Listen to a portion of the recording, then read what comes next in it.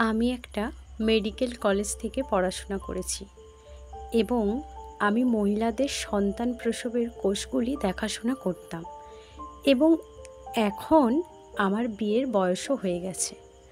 আমার বাবা মায়ের কাছ থেকে বিয়ের জন্য অনেক চাপ আসছিল। আমি এই হাসপাতালে কাজ করছি গত 2 বছর ধরে। কিছুদিন পর আমার বিয়ে, কিন্তু যার সাথে বিয়ে করছি তাকে বিয়ে করতে আমি চাইনি। আমাদের বাবা মা আমাদেরকে লেখাপড়া করে ডাক্তার বানিয়েছে। এখন তারা বলছেন আমাদের ইচ্ছামতো বিয়ে করতে হবে। যখন আমি ফোনে ব্যস্ত ছিলাম তখন আমি একটা খবর পেলাম। আমার সাথে থাকা একজন ডাক্তার আমাকে ডেকে বললেন যে রাতে এক মহিলার ডেলিভারি হয়েছে, তোমার নাইট ডিউটি ছিল না। খুব অদ্ভুত সমস্যা দেখা দিয়েছে। আমি বললাম, কি সমস্যা? তখন তিনি বললেন, রাতে একজন মহিলা এসেছিলেন, তিনি একটি সন্তান প্রসব করতে চলেছিলেন। তার সন্তান খুবই দুর্বল ছিল। আমি নিজের চোখে দেখেছি যে তার সন্তান শীঘ্রই এই পৃথিবীতে আসতে চলেছিল, কিন্তু আমরা শিশুটির প্রসব করানোর সাথে সাথেই জানি না শিশুটি কোথায় নিখোঁজ হয়ে গেল, আর সে কোথায় গেল কেউ জানে না। কিন্তু কেউ কেউ বলেছিল তার সন্তান তার স্বামীর নয়, বরং সে ছিল অবৈধ সন্তান। সেজন্য সে সন্তানকে এই পৃথিবীতে আনতে চায়নি। হয়তো ঈশ্বর সেই শিশুটিকে তার গর্ভ থেকে উধাও করে দিয়েছেন। সেই শিশুটি কোনো পশুর গর্ভে চলে গেছে। মহিলাটি যখন থেকে কথা শুনল তখন থেকেই সে পাগল হয়ে গেছে, আর তার পরিবারের লোকজন তাকে এখান থেকে তুলে নিয়ে গেছে। আমি বললাম, এটা কি করে সম্ভব? সে বলল, হ্যাঁ, আমরাও বিশ্বাস করিনি, কিন্তু শিশুটি যখন নিখোঁজ হয় তখন সে কোনো সিসিটিভি ক্যামেরায় ধরা পড়েনি। কোনো ঘরে তার কোনো ফুটেজও ধরা পড়েনি। কাউকে তাকে বের করে নিয়ে যেতেও দেখা যায়নি। আমরা জানি না কোথায় গেছে। আমি নিজেও অবাক। ওর মা ওই মেয়ের সাথে ছিল। সে বলছিল আমার মেয়ের উপর কালো জাদু হয়েছে। আমি অবাক হয়ে বললাম, আমি রাস্তায় আছি, এসে তোমার সাথে কথা বলছি। আমি ভাবছিলাম এটা কি ধরনের সমস্যা, কিভাবে নারীর গর্ভ থেকে উধাও হয়ে গেল একটি শিশু। যে ডাক্তার একথা জানালেন, চিকিৎসক হওয়া সত্ত্বেও তিনি এমন কিছুতে বিশ্বাস করতেন। এই সব ভাবতে ভাবতে আমি আমার গাড়িতে বসে হাসপাতালে ঢুকলাম। যখন দেখলাম আমার সামনে এক অদ্ভুত দৃশ্য, দেখলাম একটি মেয়ে যে একটি ঠেলা গাড়িতে একটি কুকুরকে রেখে সেটা 2 পাশ থেকে ধরে দাঁড়িয়েছিল ও গার্ডের সাথে ঝগড়া করছিল। এই কুকুরটাকে হাসপাতালে নিয়ে যেতে হবে। গার্ড রাগ করে বলেছিল, এখানে মানুষের চিকিৎসা হয়, এটা মানুষের জন্য, পশুদের নয়। কিন্তু বারবার সে তার সাথে ঝগড়া করছিল এবং সেও কাঁদছিল। আমাকে একজন ডাক্তারকে দেখাতে দিন। আমি এই দৃশ্য দেখে প্রথমে পাশ দিয়ে যাচ্ছিলাম, কিন্তু তারপর আমি আমার ড্রাইভারকে গাড়িটা পেছনে নিয়ে যেতে বললাম। আমি সেই মেয়েদের দেখে গাড়ি থেকে বেরিয়ে এলাম। আমি বললাম, আপনাদের কি সমস্যা আছে? সে বলল, তুমি একজন ডাক্তার? আমি বললাম, হ্যাঁ, কারণ আমি একটা কোট পরেছিলাম। সে বলল, এই কুকুরটাকে দেখো, তার পেটে কিছু আছে। আমি বললাম, এই কুকুরটা মারা গেছে। তারা বলল, এটা মৃত, কিন্তু তার পেটে কিছু আছে। কুকুরের অবস্থা অদ্ভুত লাগছিল। কুকুরটির পেটের দিক থেকে খুব ফোলা ছিল। আমি বললাম, এটা মানুষের হাসপাতাল। তিনি বললেন, আমরা জানি এটা মানুষের হাসপাতাল, তাই আমরা তাকে এখানে নিয়ে এসেছি, কারণ এই কুকুরের পেটের ভিতর একটা বাচ্চার কান্নার আওয়াজ আসছে। সে যা বলল তা শুনে আমি অবাক হয়ে গেলাম। আমি বললাম, এটা তো হতে পারে না। উনি বললেন, এমনটাই হয়েছে, এই জন্যেই তো একে নিয়ে এসেছি। তার চারপাশে প্রচুর ভিড় ছিল। মানুষ শুধু দেখছিল, ভিডিও করছিল। ইতিমধ্যে অনেক সময় নষ্ট হয়ে গেছে। আমাদের সাহায্য করুন, খুব দেরি না হয়ে যায়। আমি বললাম, এই কুকুরটা মরে গেছে, আর তোমাদের কোনো ভুল হচ্ছে, এরকম কিছুই নয়, এটা সম্ভবও নয়। উনি বললেন, আগে আমরাও তাই ভেবেছিলাম, কিন্তু আমরা কান দিয়ে আওয়াজ শুনেছি, তুমি আমাদের সাহায্য করুন। আমি বললাম, তোমাকে সাহায্য করলেও কোনো লাভ হবে বলে মনে হয় না। এ খবর বের হলে হাসপাতালের দুর্নাম হবে, আর আমাদের সমাজে এমন একটি গল্প মানুষের সামনে ফুটে উঠবে এবং মানুষ তা শুনে অনেক কিছু অনুমান করবে, কারণ একজন মানুষ জানে না গল্প শুনে তার মন থেকে কী ফলাফল বের হবে। মেয়েটি বলল, যে ফলাফলই যাই হোক না কেন, তা থেকে কি হতে পারে এবং কি হবে, কারণ এটি মিথ্যা নয়, এটি আমাদের সমাজেরই এক ভয়ানক রূপ যা এখন আমাদের সামনে এসেছে। উনি আমাকে ভগবানের অনেক দোহাই দিলেন আর বললেন, আমাদের সাহায্য করুন। আমি কুকুরের দিকে একবার তাকিয়ে মেয়েটির দিকে তাকালাম এবং বললাম, ঠিক আছে, আমার সাথে আসুন। যখন আমি তাকে ভিতরে নিয়ে যাচ্ছিলাম তখন সবাই অবাক হয়ে দেখছিল। এই খবর পৌঁছে গিয়েছিল হাসপাতালের ইনচার্জের কাছেও। সে বলল, এই মেয়ে দুটো আমার কাছে পাগল মনে হয়, কিন্তু তুমি তো বুদ্ধিমান, ওদের সাথে এনেছো কেন? এইসব কি? আমি বললাম, ডাক্তার সাহেব, আমাকে এরা যা বলেছে তাই জন্য আমি তাদের ভেতরে নিয়ে এসেছি। উল্টোপাল্টা কিছু হলে তার শাস্তি হবে, কারণ তারা আমাদের সবার সময় নষ্ট করেছে। কিন্তু যদি সত্যি এমন হয় তবে আমাদের দায়িত্ব নিজের চোখ ও হাতে এই সমস্যার সমাধান করা। আমি যখন এখানে দায়িত্বে থাকা ডাক্তারকে বিষয়টি জানাই তখন এখানকার ইনচার্জ বললেন, আমাদের সবারই সময় নষ্ট হয়েছে। সেও অবাক হলো। সে বলল, এই মেয়ে দুটোকে আমার বোকা মনে হচ্ছে। রাস্তা থেকে একটা মরা কুকুর তুলে নিয়ে এসেছে, কিন্তু এখানে আমার প্রশ্ন ছিল, তাদের এসব করার কি দরকার ছিল? আমরা শুধু এই নিয়ে তর্ক করছিলাম। দায়িত্বরত ডাক্তার বলছিল, এরকম কিছুই হবে না, এটি একটি মানব হাসপাতাল, আমরা এখানে এই কুকুর রাখতে পারি না, পুরো জায়গা নোংরা হয়ে যাবে। হঠাৎ আমাদের কান কিছু একটা শুনতে পেল। ওটা হাসপাতাল, এখানে প্রতিদিন কত শিশুর জন্ম হয়। একটি শিশুর কান্না শুনে অবাক হবার কিছু নেই। পাশের ঘরে অবশ্যই একটি শিশু কাঁদছে, কিন্তু আবার আওয়াজ এলো, পায়ের নিচ থেকে মাটি সরে গেল এবং শীঘ্রই কুকুরটিকে মানুষের অপারেশনের জায়গায় রাখা হয় এবং দ্রুত সবাই জড়ো হয়ে গেল। দায়িত্বে থাকা ইনচার্জ এই ধরনের কোনো ক্ষেত্রে আসতেন না, তিনি শুধুমাত্র খুব গুরুতর ক্ষেত্রেই সাহায্য করতেন। কিন্তু সেও এসে সামনে দাঁড়ালো এবং আমার সাথে সাথে দেখতে লাগলো কোথা থেকে বাচ্চার আওয়াজ এসেছে, কারণ আমরা খুব কাছ থেকে বাচ্চাদের কণ্ঠ শুনতে পাচ্ছিলাম। বাচ্চাটা হয় গভীর কিছুর ভেতর আটকে আছে, নয়তো 4-5টা কাপড়ের ভিতর জড়িয়ে আছে, এমন একটা আওয়াজ আসছে। ওই মেয়েদের বাইরে পাঠিয়ে দেওয়া হলো। তার অবস্থাও অদ্ভুত ছিল, তার হাত পা কাঁপছিল, সে খারাপভাবে কাঁদছিল। কিছুক্ষণ পরে আমরা আমাদের জীবনের অদ্ভুততম ঘটনা এবং অদ্ভুত মৃত্যুর সাক্ষী হয়েছিলাম। কিন্তু আমরা কিছু বলার আগেই বা কোনো সিদ্ধান্তে আসার আগে আমি সেই মেয়েদেরকে আমার অফিসে ডেকে নিলাম। তাদের একজনের নাম মোহিনী আর একজনের নাম আঁচল। মোহিনী খুব মন খারাপ করে কাঁদছিল। আমি বললাম, কুকুরটা কোথা থেকে পেলে আর ওকে এখানে এনেছো কেন? সে বলল যে, আমরা যথারীতি আমাদের কলেজে যাচ্ছিলাম, সে আমার বন্ধু, আমরা একই এলাকায় থাকি। যখন আমরা দুজনেই সেই কুকুরের পাশ দিয়ে যাচ্ছিলাম তখন আমরা একটা শিশুর কান্নার শব্দ শুনতে পাই। আমরা দুজনেই খুব অবাক হয়েছিলাম, ভেবেছিলাম হয়তো আমাদের মনের ভুল। কিন্তু কিছুক্ষণ পর যে দৃশ্য আমরা দেখতে পেলাম, ডাক্তার হিসেবে আমি কথা বলতে পারছি না। আমি আপনাকে কি বলবো, এই নিষ্ঠুর পৃথিবীটা খুব খারাপ। শুধু এই কুকুরটাকে তুলে তোমার কাছে এনেছি।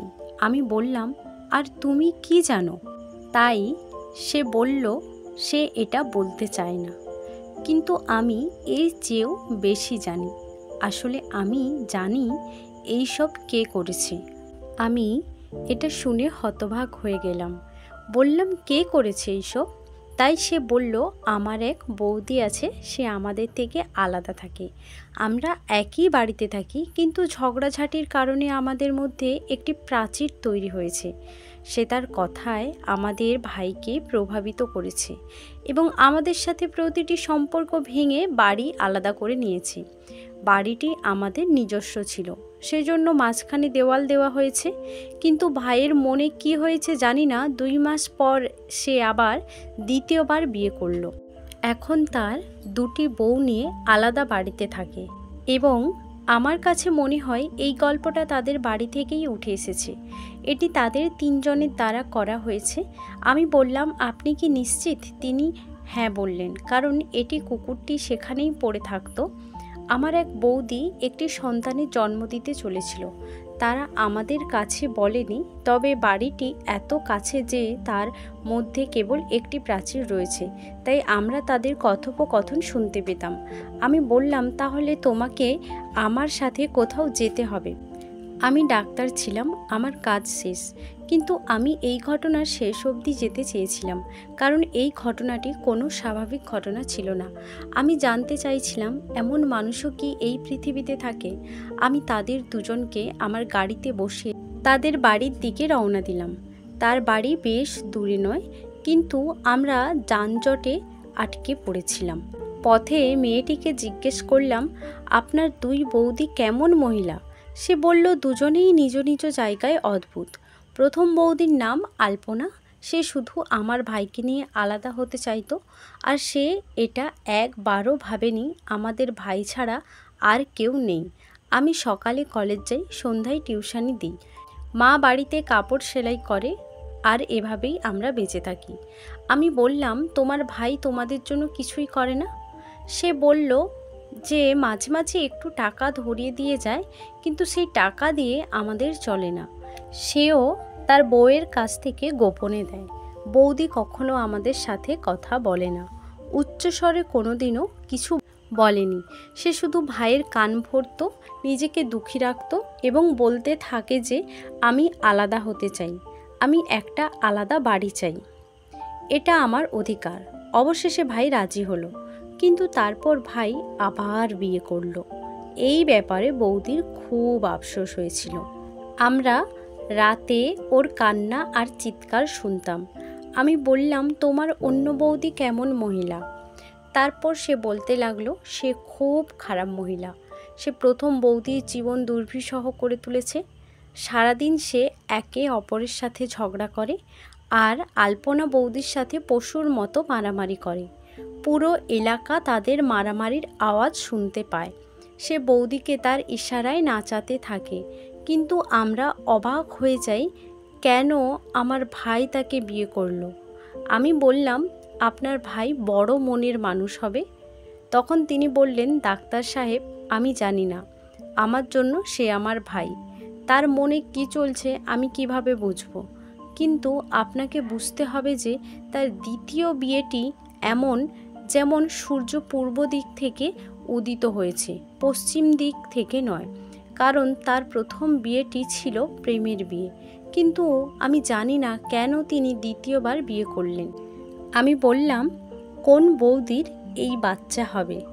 তখন তিনি বললেন যে আমার প্রথম বৌদি আলপনার সন্তান হতে চলেছে, কিন্তু মা বলেন তার দিন অনেক এগিয়েছে এবং সন্তানের কণ্ঠস্বর এখনও আসেনি। আমার মা বাচ্চাকে কোলে রাখতে খুব পছন্দ করেন। তিনি বলেন, এটা আমার একমাত্র ছেলের সন্তান, আমি এটাকে বড় করতে চাই, কোলে ওঠাতে চাই। কিন্তু বৌদি আগেই বলেছে যে এই বাচ্চার সাথে আপনাদের কোনো সম্পর্ক নেই। মা দিনরাত কাঁদে, চিন্তিত থাকে, মাঝে মাঝে খুব রেগে যায়, আবার সেই লোকগুলোকে অভিশাপও দিতে থাকে। আমি তাকে এই কাজ করতে নিষেধ করেছিলাম। আমরা বাড়িতে পৌঁছে দরজায় পৌঁছতেই মোহিনীর অন্য বৌদি বরখা দরজা খুলে দিল। যখন আমি সেই মহিলাকে দেখছিলাম, তখন আমি তাকে চিনতে পেরেছিলাম যে সে যেভাবে আঁটো-সাঁটো পোশাক পরেছিল তাতে সে অন্য কোনো মহিলা নয়। এমনকি দিনের বেলাও তিনি এত মেকআপ করেছিলেন। এই ধরনের মহিলারা তাদের সুরে পুরুষদের নাচানোর কৌশলগুলি খুব ভালো করেই জানেন, তাই তার ভাই দ্বিতীয়বার বিয়ে করেছিলেন। মোহিনীকে দেখে বলল, মোহিনী, তুমি এখানে কি করছো? আর এই ম্যাডাম কে? আমি বললাম, আমরা কি ভেতরে এসে আপনার সাথে কথা বলতে পারি? সে বলল, হ্যাঁ আসুন। আমরা দরজায় দাঁড়িয়ে কথা বলতে পারি না, কিন্তু আপনি কে? মোহিনী বলল, এই তো ডাক্তার সাহেব, আর জিজ্ঞেস করতে এসেছে আলপনা ভাবির স্বাস্থ্য কেমন। এই বলে সে হাসতে লাগলো আর বলল, আলপনা তো এখানে নেই, তাহলে ওর স্বাস্থ্যের খোঁজ নিতে এসেছেন কেন? আমি বললাম, আলপনা ভাবি কোথায়? তাই সে বলল যে সে তার বাড়িতে গেছে। আমি বললাম, কিন্তু সে একটি সন্তানের জন্ম দিতে চলেছে, সেটা কি হয়ে গেছে? তাই তিনি বললেন, আমরা জানি না এটা হয়েছে কিনা, সময়ও কেটে গেছে, কিন্তু জানা গেল তার সন্তান এই পৃথিবীতে এসেও বাঁচেনি। সেজন্য ওই মহিলা পাগল হয়ে গেছে। এই জন্যই তোর ভাই ওকে বাপের বাড়ি পাঠিয়েছে। এখন আর ফিরবে না। সে তার সন্তানের জন্য এতটাই পাগল হয়ে গেছে যে সে আত্মহত্যার চেষ্টা করছে। যদি সে মারা যেত তাহলে দোষটা আমাদের সবার উপরেই পড়তো। সেজন্য সে এখান থেকে চলে গেছে। ভালোই হলো চলে গেছে। আমি মোহিনীকে বলতে লাগলাম যে যদি তাই হয় তাহলে সেই শিশুটি কোথায়, যে আর এই পৃথিবীতে নেই? তাকে কি কবর দেওয়া হয়েছে? এখন তার জল্লাদ বৌদি উত্তর দিল খুব অদ্ভুতভাবে। সে বলছিল যে তাকে কবর দেওয়ার কেউ ছিল না, তিনি আগেই চলে গেছেন এই পৃথিবী থেকে। ওর কথা শুনে আমিও রেগে গেলাম। আমি বললাম, মোহিনী চলো, তোমার অন্য বৌদির বাড়ি যাই, কিন্তু তার আগে আরও একটা জরুরি কাজ আছে। আমি উঠে বাইরে রাখা একটা খাটে বসলাম। মোহিনীও আমাকে দেখে অবাক হতে লাগলো। এবার আমার রাগ হলো। আর এই সব করার অধিকার আমার ছিল। আমি একজন ডাক্তার, আমার কাছে রিপোর্ট ছিল, আমার সাক্ষী ছিল। আমি জানতাম ওই মহিলার সাথে কী করা উচিত। তিনি বললেন, কাকে নিয়ে এসেছেন? না জানি না চিনি। আমি আপনার অতিথি হয়ে এসেছি, আর বড় আমাদের জিজ্ঞাসা করতে এসেছেন। এখন আমি জানতাম আমার কী করা উচিত। আমি ওই মহিলার এক্সপ্রেশন এবং বডি ল্যাঙ্গুয়েজ মোটেও পছন্দ করছিলাম না। সে তার স্বামীকে ফোনে ডেকেছিল, কিন্তু সম্ভবত সে কোনো কাজে ব্যস্ত ছিল। ফোনের ভিতর থেকে একটা ক্ষীণ কণ্ঠ এলো, আমি এখন আসতে পারবো না, 1 ঘন্টার পর আসবো। আমি 112 ডায়াল করে খুব তাড়াতাড়ি পুলিশকে ফোন করলাম। মহিলাটি বিষয়টি জানতে পেরে অদ্ভুত অবস্থায় চলে আসে। এখন সে রেগে যায়, কখনো কথা বলে, কখনো বলতো আমাকে এখান থেকে বের করে দাও। আমি বলেছিলাম, আপনি এখান থেকে যেতে পারবেন না, পুলিশ আসবে এবং তারা নিয়ে যাবে। কিছুক্ষণ পর পুলিশ এলো। ভাইকেও ফোন করেছিলাম, তিনি একজন বিচক্ষণ মানুষ ছিলেন, তাকে সব বললাম, সেও অবাক হলো। এখন তিনি আমাদের সাথে ছিলেন। আমি পুলিশকে ওই মহিলাকে ধরতে বলেছিলাম, কারণ ওই মহিলা একটি নিষ্পাপ শিশুকে চুরি করেছে এবং চুরি করার পরে সে তার সাথে একটি ভয়ঙ্কর খেলা খেলতে চেষ্টা করেছিল। সে একটা বড় অপরাধ করেছে। পুলিশের সাথে লেডি কনস্টেবলও ছিল। তারা বরখা নামের ওই নারীকে ধরে ফেলে। সে অনেক অনুনয় বিনয় করতে লাগলো, আমাকে ছেড়ে দাও, আমি কিছু করিনি, আমার বিরুদ্ধে প্রমাণ কি, আপনাদের কাছে কি প্রমাণ আছে? আমি বললাম, আমাদের কাছে প্রমাণ আছে, কারণ আপনারা যেখানে বসে এই কাজ করেছেন সেখানে একটি খুঁটি লাগানো ছিল এবং সেই খুঁটির ওপরে একটি সিসিটিভি ক্যামেরাও ছিল, যা সামনে বসিয়েছেন হোটেল মালিকরা, কারণ ওখান থেকে তার হোটেলের রাস্তা গেছে। আপনি কিভাবে সেই ভয়ঙ্কর খেলাটি খেলেছেন এবং কিভাবে আপনি একটি নিরীহ জীবনকে ঝুঁকিতে ফেলেছেন তার সমস্ত ফুটেজ সিসিটিভি ক্যামেরায় এসেছে। সে তার অপরাধ স্বীকার করে নেয় এবং তার স্বামীও সেখানে এসেছিল। সে বলল, হ্যাঁ, আমি এই সব করেছি। আমার সতীন একটি সন্তানের জন্ম দিতে যাচ্ছিল। ডাক্তার তাকে বলেছিলেন যে তার একটি ছেলে হতে চলেছে। শিশুটি দুর্বল, তবে এই পৃথিবীতে সে আসবে। এই কারণে শিশুটি দুর্বল ছিল, কারণ আমি দিনরাত তার সাথে ঝগড়া করতাম আর সে সারাদিন কাঁদত, কারণ আমার স্বামী আমার বাবার কাছ থেকে অনেক ঋণ নিয়েছিল আর ফেরত দিতে না পেরে বাবা বললেন, তাহলে এই বাড়িটা আমাদের নামে হস্তান্তর করতে হবে। কিন্তু সে আমাদের সামনেই মিনতি করতে থাকে। আমি ইতিমধ্যে তাকে পছন্দ করতাম, সেজন্য আমি বলেছিলাম যে সে যদি আমাকে বিয়ে করে তার সাথে নিয়ে যায় তাহলে তার ঋণ মাফ হয়ে যাবে। তারপর আমি প্রথম বিয়ে করি, কিন্তু আমার সন্তান হয়নি। তাই আমার স্বামী আমাকে ছেড়ে চলে গেছে এবং আমার অনেক বয়স হয়ে গেছিল, তাই আমি একটি ছোট ছেলেকে বিয়ে করতে চেয়েছিলাম। আমি একে পছন্দ করি, তাই আমি আমার বাবাকে তার সাথে আমার বিয়ে করাতে বলেছিলাম। আর সুদের যে টাকা নিয়েছিলেন তা মাফ করে দেন। ঠিক এইভাবে আমি ওর জীবনে এসেছি। মোহিনীর মাও এসেছিলেন কোলাহল শুনে। সে কথা শুনে অবাক হয়ে বলল, তুমি আমার ছেলের অসহায়ত্বের সুযোগ নিয়েছ, তুমি মোটেও ভালো করনি। তখন বরখা বলল, তুমি এত অসহায় নও, সে আমাদের কাছ থেকে সুদের টাকা নিল কেন? আপনার ছেলে যদি এত বুদ্ধিমান হতো তাহলে সে কখনোই সুদের টাকা নিত না। আমি ছেলেটার দিকে তাকালাম, ওকে নিষ্পাপ লাগছিল। তিনি একজন অসহায় মানুষ বুঝতে পেরে। বরখা বলেন, আলপনা আমার সঙ্গে বেশি মারামারি করত। সে নিজেকে নিয়ে খুব গর্বিত ছিল। তিনি বলতেন, আমার একটি সন্তান হতে চলেছে এবং আমি আমার স্বামীর কাছে প্রতিজ্ঞা করেছি, আমি যখন একটি পুত্রের মা হব তখন আমার স্বামী আমার কাছে ফিরে আসবে।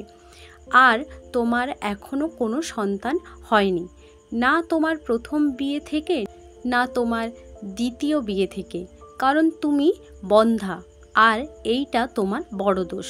আমি প্রথমে আমার প্রথম সন্তানের জন্ম দেব, তারপরে দ্বিতীয়টিরও, তারপর তৃতীয়টিও, এবং আমি দেখতে চাই যে সে তার প্রথম স্ত্রী এবং তার সন্তানদের মায়ের পক্ষ নেয় নাকি চুক্তিতে আসা কোনো মহিলার পক্ষে কথা বলে।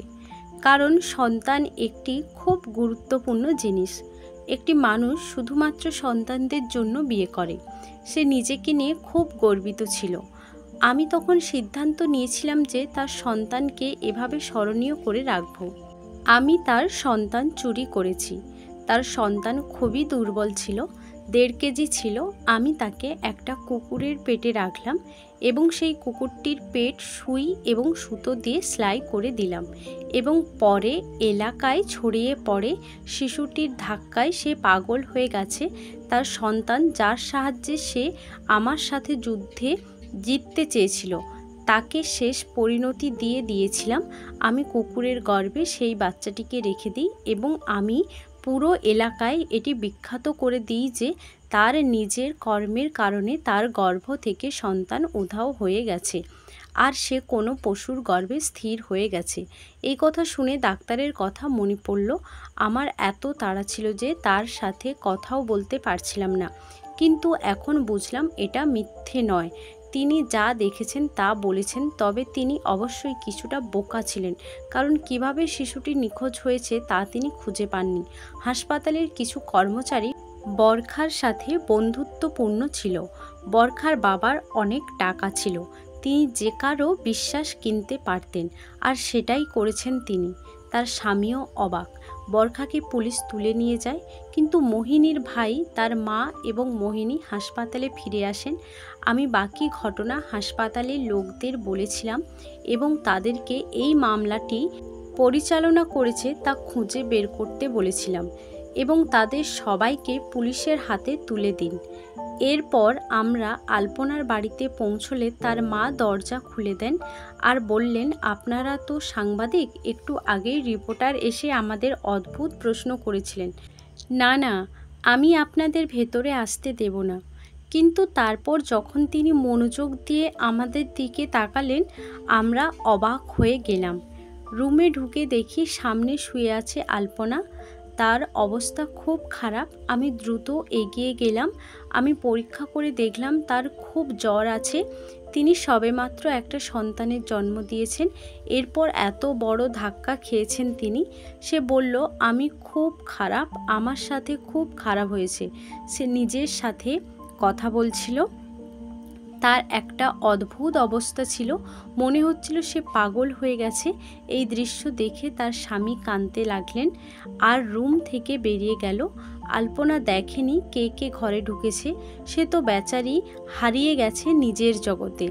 আমি আমার শাশুড়ির সাথে অনেক খারাপ করেছি, আমার স্বামীকে মায়ের কাছ থেকে আলাদা করে দিয়েছি। এ কারণে আমার ছেলেও আমার কাছ থেকে দূরে চলে গেছে। সে আমাকে ছেড়ে রাগ করে চলে গেল। ভগবান আমাকেই সেই শাস্তি দিয়েছেন। আমার কি হয়েছে?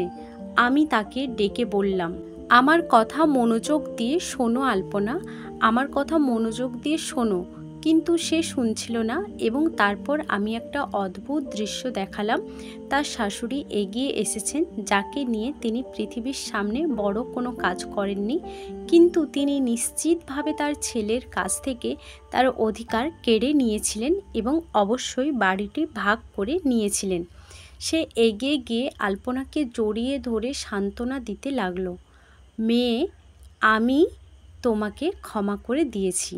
তুমি আমার মেয়ে। তুমি কখনো আমার সামনে উচ্চস্বরে কথাও বলনি। তুমি শুধু তোমার অধিকার নিয়েছো।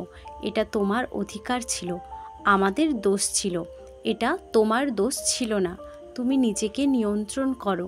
সেও তার শাশুড়িকে জড়িয়ে ধরে কাঁদতে লাগলো। এই দৃশ্য দেখে তার মায়েরও চোখে জল এসে গেল। এই মহিলা আমার মেয়েকে অনেক ভালোবাসে। সে যদি তার ছেলের কাছে থাকতো তাহলে কি হতো? আলপনাও কাঁদছিল। তার স্বামীকে ভেতরে নিয়ে এসে সে গিয়ে আলপনার কাছে ক্ষমা চেয়ে বলল, আমাকে ক্ষমা করে দাও, আমি ওই মহিলাকে তালাক দেব। সে পুলিশের হাতে ধরা পড়েছে এবং আমাদের জীবনে আর ফিরে আসবে না। আমি অসহায় ছিলাম, আমার কাছে তাকে দেওয়ার মতো টাকা ছিল না। আমি তার বাবার কাছে ঋণী ছিলাম, সে কারণেই সব কিছু হয়েছে। এবার আলপনা তার জ্ঞানে ফিরতে শুরু করলো এবং সব কথা শুনতে লাগলো। তার শাশুড়ি তাকে ক্ষমা করে দিয়েছে। তার স্বামী তার কাছে ফিরে এসেছে, কিন্তু তার দুঃখ তখনও তার জায়গায় ছিল। তিনি বললেন, আমার ছেলে আর আসবে না। না, আমার ছেলে এই পৃথিবী ছেড়ে চলে গেছে। তারপর নার্সকে ভেতরে ডাকলাম, যিনি গাড়িতে বসেছিলেন। ভেতরে এসে আলপনা তাকে দেখে অবাক হয়ে গেল। তার অসুস্থতার কথা চিন্তা না করে সে দ্রুত তার দিকে এগিয়ে গেল এবং শিশুটিকে তুলে নিয়ে তাকে জড়িয়ে ধরল, কারণ আলপনার ছেলে একেবারে নিরাপদ ছিল। ঈশ্বরের অলৌকিক কাজ তাকে রক্ষা করেছিল। সেই শিশুটি জন্মের সাথে সাথে তার সৎমা চুরি করেছিল এবং সে তাকে কোনো ওষুধ ছাড়াই নিয়ে গেছিল, আর তাই নিষ্ঠুরভাবে কুকুরের পেটে লুকিয়ে রেখেছিলেন শিশুটিকে এবং তারপর পুরো এলাকায় তার মায়ের মানহানি করে। এই সব ঘটতে 12 থেকে 14 ঘন্টা লেগেছিল। কিন্তু যখন সেই কুকুরটিকে আমাদের কাছে আনা হলো, তখন আমরা সেই শিশুটিকে বাঁচালাম। আমরা অবাক হয়ে গেলাম, শিশুটি একেবারেই বেঁচে আছে। তার সাথে একটি ছোট সমস্যা ছিল, যা আমরা ঠিক করেছি। তাকে আইসিইউতে রাখা হয়েছিল। শিশুটি খুব দুর্বল ছিল। সে ছোট ছিল, কিন্তু তার জীবন রচিত হয়েছিল। বলা হয় যে রাম যাকে রাখেন তার কেউ ক্ষতি করতে পারে না। এখন সমস্ত সমস্যা শেষ। সেই শিশুটি সম্পূর্ণ নিরাপদ ছিল। তার মা তাকে জড়িয়ে ধরে। আমি কোনো মহিলাকে এত তীব্রভাবে কাঁদতে দেখিনি। আলপনা যতই কাঁদছিল, তার শাশুড়িও কাঁদছিল। তার স্বামীরও মনে হয়েছিল সন্তানকে তার মায়ের হাতে তুলে দিয়ে আমরা সবাই আমাদের জীবনে এত বড় কাজ করেছি, যার পরে আমাদের হৃদয় সব সময় সন্তুষ্ট থাকবে। তিনি আমাকেও ধন্যবাদও জানিয়েছেন। হাসপাতালের এই মহিলার সাথে যারা যুক্ত ছিলেন তাদের চাকরি থেকে চিরতরে বরখাস্ত করা হয়েছে। বরখার ডিভোর্স হয়ে গেছে। হয়তো তার বাবা তাকে ছাড়িয়ে নিতেন, কিন্তু এখন তাকে আর কেউ তাদের পরিবারের সম্মান করতে চায় না। শিশুটি নিরাপদ এবং সুস্থ ছিল, মায়ের কাছে এসে গেছিল। যখন তার মা তার পেট ভরে শিশুটি সম্পূর্ণ আরামে ঘুমিয়ে পড়ে এবং মায়ের কোলে ঘুমিয়ে পড়ে। এরপর ঘরের মধ্যে যে দেওয়াল তৈরি করেছিলেন তা ভেঙে ফেলা হয় এবং তারা তাদের ঘরে সুখে থাকতে শুরু করে। একটি শিশু তাদের সকলের জীবন বদলে দেয়।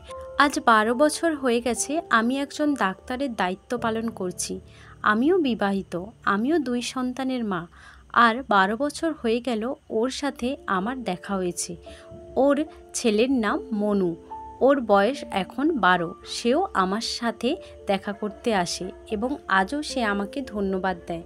আমার মনে হয় যেন গতকাল এই ঘটনা ঘটেছে। যখন আমি তাকে দেখি, শিশুটিকে দেখে আমি বিস্মিত হই, কারণ এটি একটি হাঁটাচলা করা ঈশ্বরের অলৌকিক ঘটনা ছিল, যা তার সাথে হয়েছিল। তার জীবনের শেষ হতে 2 মুহূর্ত লেগেছিল। ঈশ্বর তার জীবনে লিখে রেখেছিলেন। তিনি বলেছেন, প্রতিটি নিঃশ্বাস স্থির হয়, প্রতি নিঃশ্বাস নিতে হয় এই পৃথিবীতে।